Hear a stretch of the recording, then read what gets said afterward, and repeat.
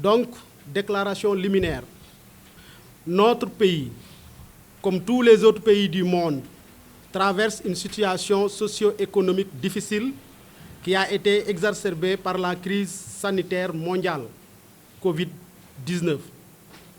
Les populations se sont ainsi retrouvées dans une précarité essentiellement due à la faiblesse de leur pouvoir d'achat et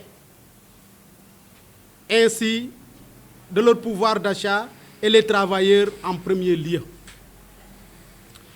Aussi, dans la perspective d'apporter une réponse post-Covid, le chef de l'État a revalorisé les salaires de l'administration publique sénégalaise et a demandé au gouvernement de poursuivre sans relâche les efforts de soutien au pouvoir d'achat des Sénégalais.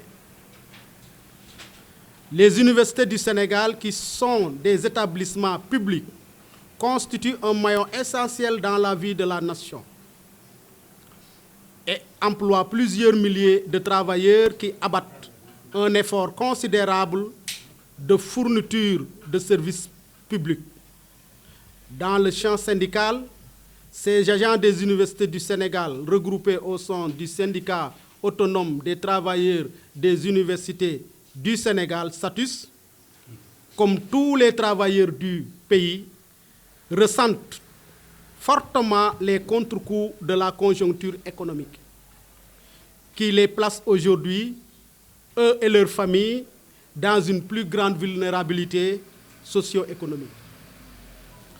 Magnifiant donc cette mesure salutaire de revalorisation des salaires des agents de l'administration publique sénégalaise, le statut s'insurge cependant contre la non-effectivité de cette mesure au profit de l'ensemble des travailleurs des universités du Sénégal.